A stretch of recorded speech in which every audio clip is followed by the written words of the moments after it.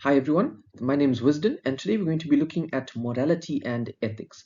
This is the first lecture in a series of two, and the second lecture will look at a more practical application of whatever we're going to learn today, whilst this lecture is going to be a foundational understanding of different ethical theories and practices in morality. The aim of this is to equip you with knowledge required to apply in debating. But why at all should we care about learning about morality and ethics? The first thing is that it opens our mind and shapes our worldview.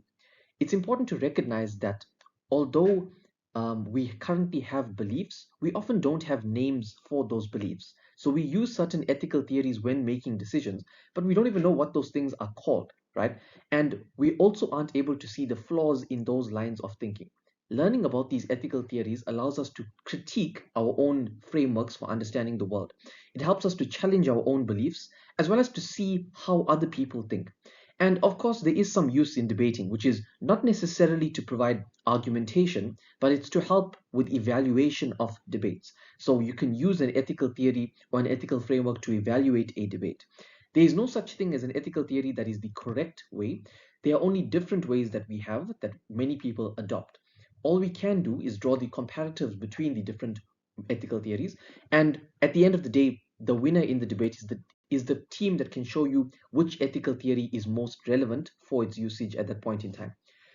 So let's look at an overview of what we're going to get in this particular lecture. We're first going to look at the difference between morality and ethics. Then we're going to look at something called meta-ethics. Then we're going to look at four ethical theories. Firstly, the divine command theory. Next, the natural law theory. Thirdly, the categorical imperative, also known as deontology. And fourthly, we're going to look at utilitarianism. All right, so to begin, let's look at a little bit of a thought experiment, right? And this is something that's completely hypothetical and has no real world relevance whatsoever. So Young Thug and Gunner have been arrested for robbing the YSL bank and are placed in separate isolation cells. Both care much more about their personal freedom than the welfare of their accomplice. A clever prosecutor makes the following offer to each. You may choose to confess or remain silent. If you confess and your accomplice remains silent, I will drop all charges against you and use your testimony to ensure that your accomplice does serious time. And likewise, if your accomplice confesses whilst you remain silent, they will go free whilst you do the time. If you both confess, I get two convictions, but I'll see to it that you both get early parole. And if you both remain silent, I'll have to settle for token sentences on firearm possession charges. If you wish to confess, you may leave a note with the jailer tomorrow morning. What would you, as Gunner, do? Now, I'm not going to give you an answer to this thought experiment, but you're welcome to pause this video or just reread this slide and think about internally what you would do. But furthermore, pay attention to the reason as to why you would do what you ideally want to do. And at the end of this video or at the end of this lecture, hopefully you have an ethical theory which gives you a name towards your line of thinking for this particular thought experiment. So at the end of this lecture, come back to this thought experiment and wonder and ask yourself, what would you do? And then try and name the ethical theory that you had internally. And just ignore whatever's written in green writing at the bottom there. I don't know how that got there, right? So let's look at the difference between morality and ethics. So this is just simply in terms of definition, and it's not an absolute definition. So morals versus ethics in terms of what they are, where they come from, and why we apply them. So what are morals? They are an individual's definition of what is wrong and right.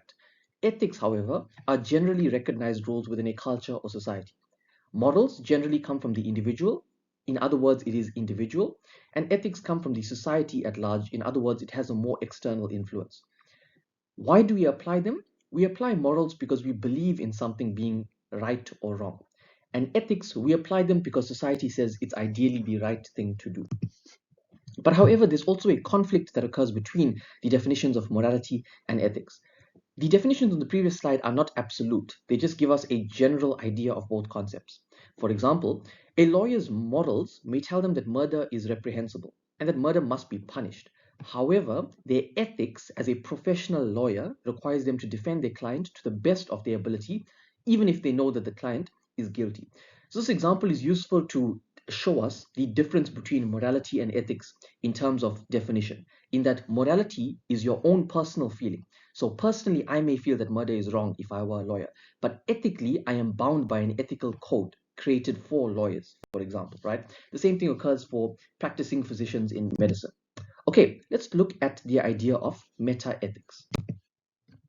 There's a framework for understanding meta-ethics. Now, meta-ethics is basically there's a lot of complicated words just to explain things that we already know, right? So this just gives us a framework upon which we will build our ethical theories, right? So this framework that is on the slide here is, let's just go through it. So we have meta-ethics, which is split into two types. We have moral realism and moral anti-realism, right? And under moral realism, we have moral absolutism and moral relativism. Under moral anti-realism, we have moral subjectivism, right? So these are quite a few words, quite wordy, but let's look at what each of them mean in more detail. So starting with meta-ethics, let's look at first moral realism, right? Moral realism just simply says that certain things are always wrong and other things are always right. This is also known as moral absolutism. Basically, an extreme stance is taken.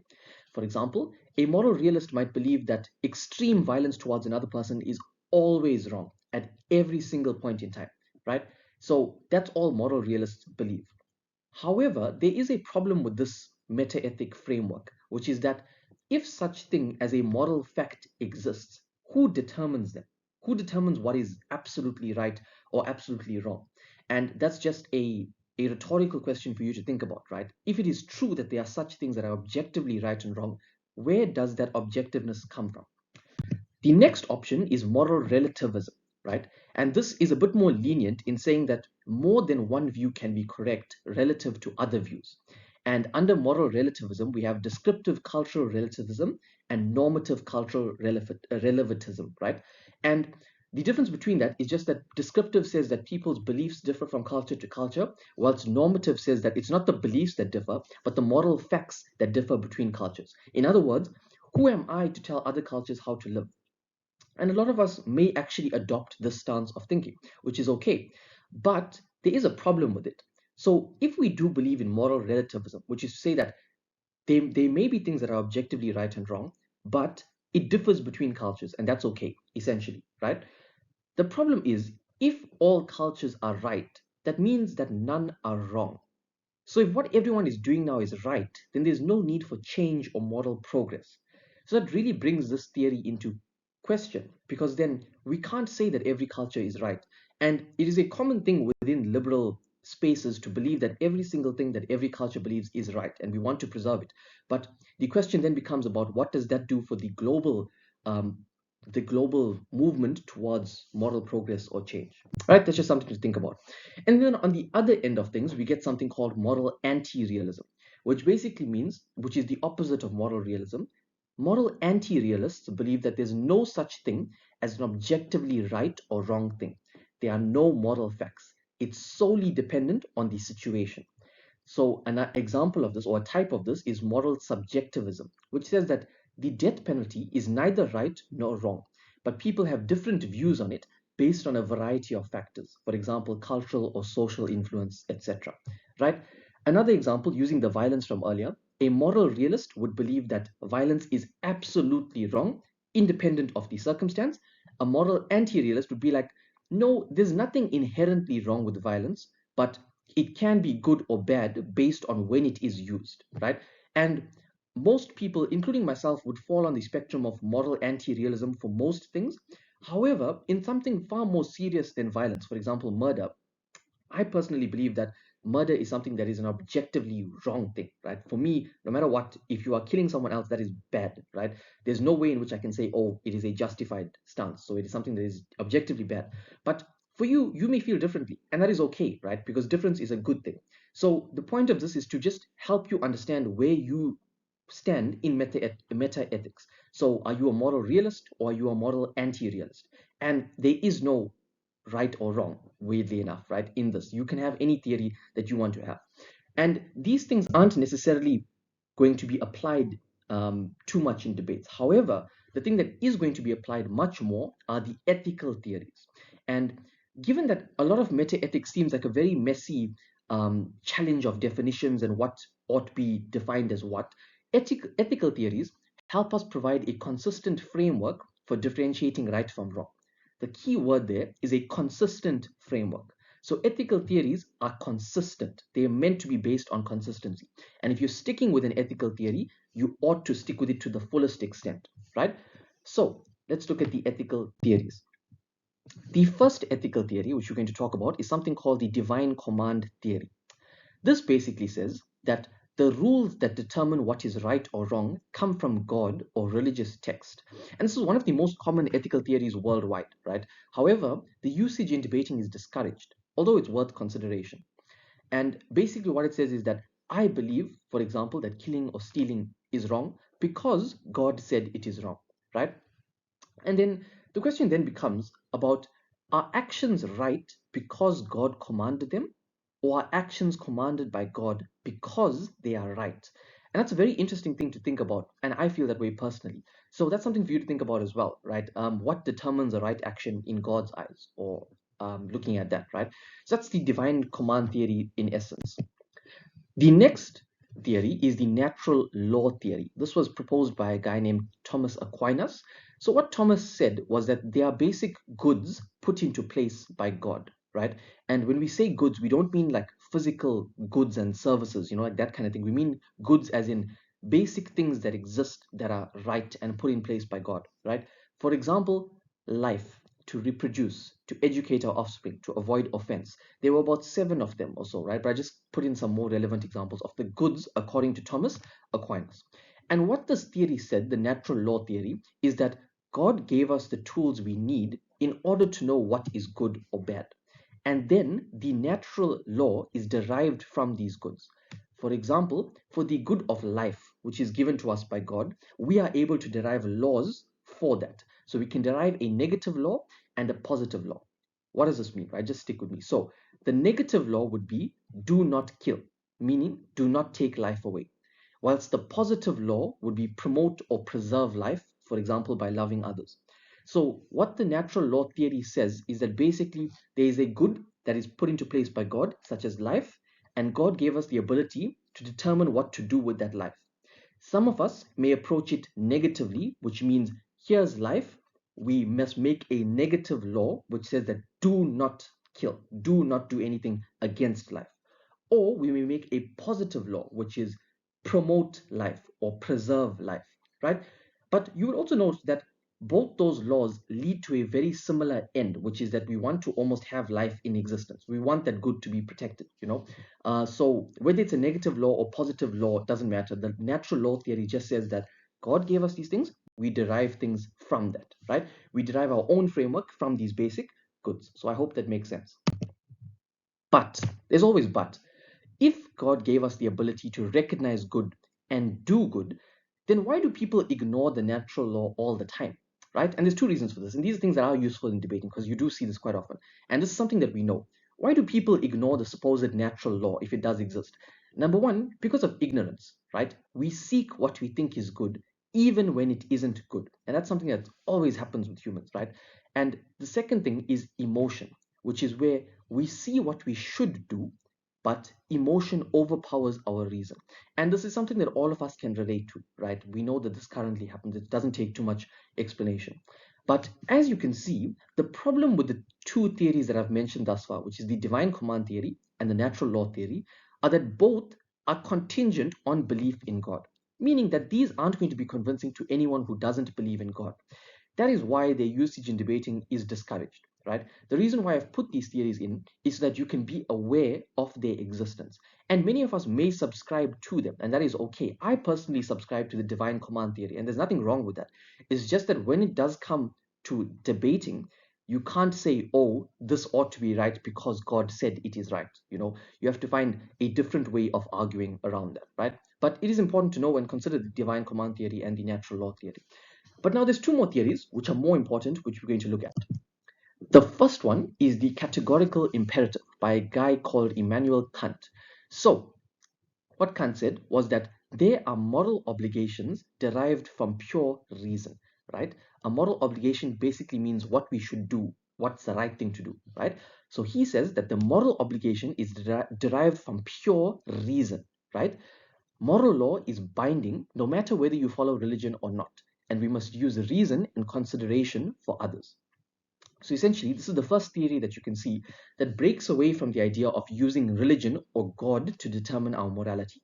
Instead, it is our own reason and ability to think as humans that should determine this, right? And in order to do this, we ought to ask, what is the general rule behind an action? For example, if you are okay with stealing, for example, stealing a chocolate bar from a convenience store, then what Kant says is that you are saying that the principle of stealing ought to be universal, meaning that everyone should be always allowed to steal. However, we know that stealing isn't universalizable, right? Therefore, we shouldn't excuse ourselves from that principle. This is called the universalizability principle.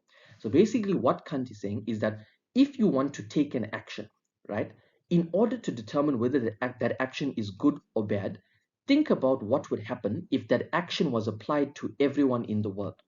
Would it still be good or bad? So if you want to steal, if it was okay then for every single person on earth to steal, then the action would be moral or good. But what we do know is that it's really not okay for every single person in the world to steal. So therefore, that shouldn't be applied in our own personal lives. Therefore, stealing shouldn't be moral. Makes sense. But furthermore, what Kant also tells us is that you should not violate the moral law even for good reason. And he also tells us that we should treat people as an end and not a mere means, right? Mere is the key word there. Because we use people as a means all the time. And that's okay. We use people for help, we use people to get information, and that's fine. As long as we don't treat them as a mere means. That's what Kant says, right? We should not fail to recognize the fact that they have autonomy, that they have goals, that they have values. And we have absolute moral worth. We shouldn't be manipulating others. And an interesting perspective from Kant was on the idea of lying and why lying is bad. And what Kant tells us is that when you lie to someone, you rob them of the opportunity to exercise their autonomy because they can't act using correct information. Basically, whenever you tell someone something, which is ideally the truth, they can use that information autonomously. But when you lie to them, you rob them of the ability to use the correct information autonomously, which is quite an interesting perspective on lying. I don't know how much I buy into that. However, it's the way that the categorical imperative and deontology works on the intent behind the action and the moral law, not necessarily the consequence. So it's that we must follow this moral law. And we can also look at a bit of extra application of the categorical imperative. And of course, in the next part 2 of this lecture, we're going to look at pure application of especially these theories, but this is just a basic idea. So this ethical framework is useful in debating, especially in scenarios where we encounter identity politics or atrocities committed against many people. It's a useful way to evaluate whether the action was moral in and of itself using reason. An example of deontology in practice. So suppose you're a software engineer and you learn that a nuclear missile is about to launch and that might start a war. You can hack the network and cancel the launch, but it's against your professional code of ethics to break into any software system without permission. Moreover, it's a form of lying and cheating. Deontology advises not to violate this rule. Remember, the moral law is binding. However, in letting the missile launch, thousands of people will die. But a deontologist doesn't really care about that. They say that you ought to not violate the moral law and you ought to stick to that moral obligation that comes from reason.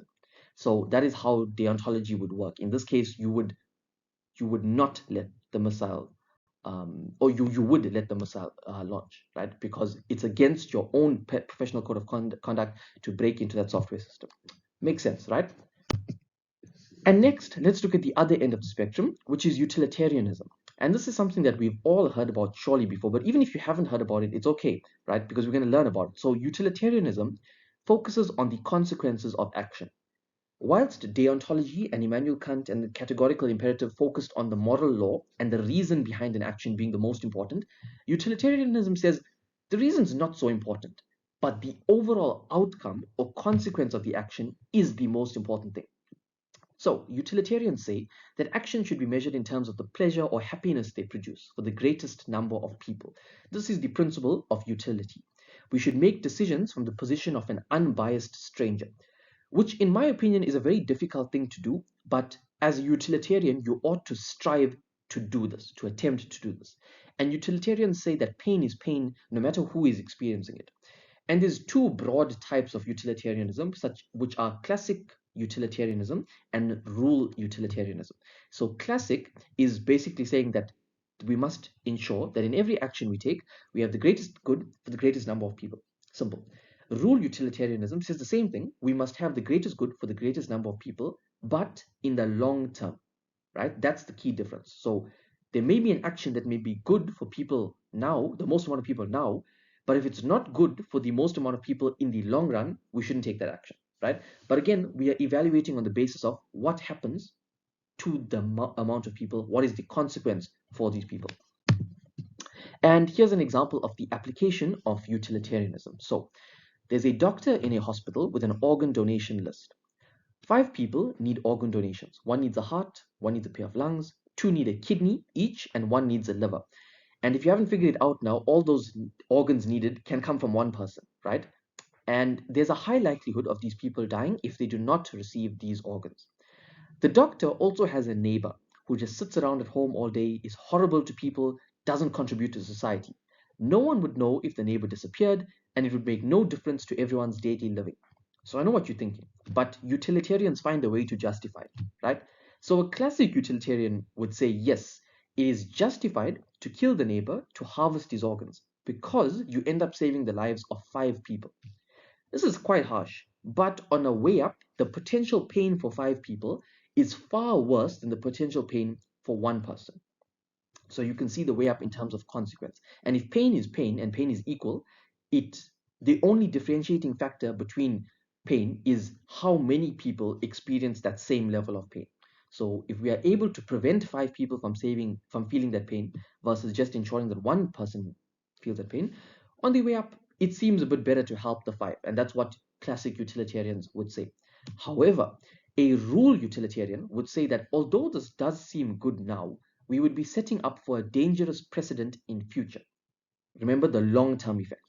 We would live in a society where innocent people could be killed for organ donation, and that society will have far less utility than a society where you don't live in constant fear of that happening to you. That's quite interesting, right? That society will have far less utility than a society where you don't live in constant fear of that happening to you. That's very interesting to me, right? Very, very interesting. So that is what a rule utilitarian would say. And that is something that, although it does seem like a stretch to say that now, if this does happen, that in every society in the future, we'd be in a society where innocent people could be killed for organ donation, it does seem like a bit of a stretch, right? But that's just the way that a rule utilitarian would think.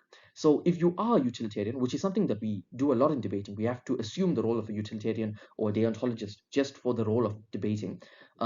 Make sure that you know the effect and the time frame of that effect. That's basically the message that I am construing here. But we'll look at more application in part 2.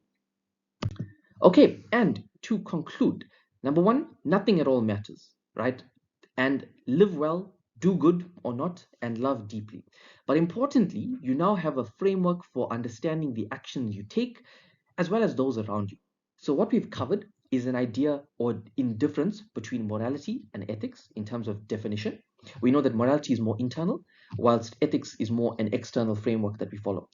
We then looked at meta-ethics, which differentiated us between moral realists and moral anti-realists, meaning that do we believe in such things as being objectively wrong, or do we believe that things are not objectively wrong, but it's dependent on circumstance? And then we looked at ethical theories, such as the divine command theory, which says that God said something is wrong, therefore it's wrong, or the natural law theory, which is that God gave us the ability to determine that what God has given us is right or wrong, and we determine whether it's right or wrong. We form our own natural laws from it. The third thing being categorical imperatives, which is that the moral law exists independent of religion and it is binding. And we ought to focus on the reason behind an action, the intent behind an action, using our reason and ability to think about things. And then utilitarians would say it's not about our reason, it's not about our intent, but it's about the outcome of our actions. That's the most important thing.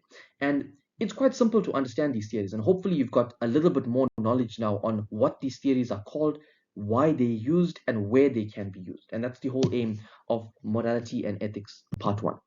So thank you very much, and I hope to see you in the next lecture.